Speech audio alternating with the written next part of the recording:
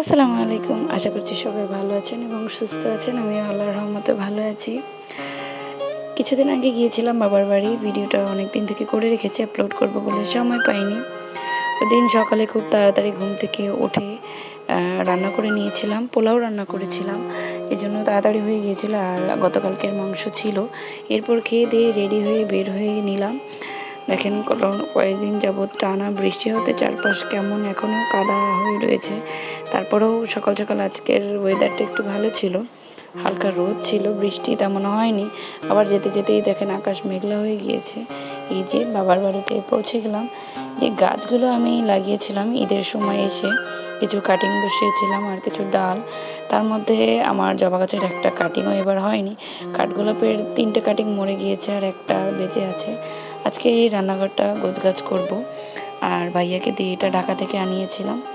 এরপরে কাজ করতে করতে একটু ক্ষুধা লাগলো, পরে 2টো কলা খেলাম। এবার দুপুরের খাবার ছিল মাছ ভুনা। আমার হাত কেটে যাওয়াতে আমার খেতে খুবই অসুবিধা হচ্ছিল।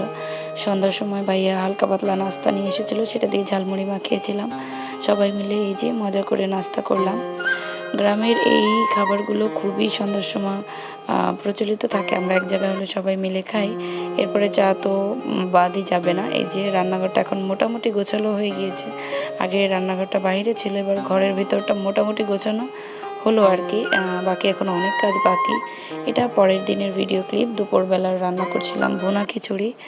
যেহেতু আবার বৃষ্টি হয়েছিল, আবহাওয়াটা একটু খুবই কোজি টাইপের ছিল। এই যে রান্নাঘর থেকে বাইরের ভিউটা, আমি একটু পরপর বাইরের ভিউ দেখছিলাম আর খিচুড়ি রান্না করছিলাম। মাশাআল্লাহ ওই দিনের খিচুড়িটা অনেক বেশি মজা হয়েছিল। হাত কাটা আমার মনে নেই, তারপরে ডানাটা কেটে গিয়েছে। আর লেবুর রস দিতে গিয়ে কী যে একটা অবস্থা, পরে খাবার রেখে দৌড় দিতে হচ্ছিল।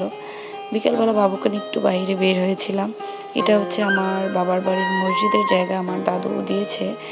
এখন নতুন করে এই পাশে আবার মসজিদ হচ্ছে। আজকে এই পর্যন্ত, টাটা।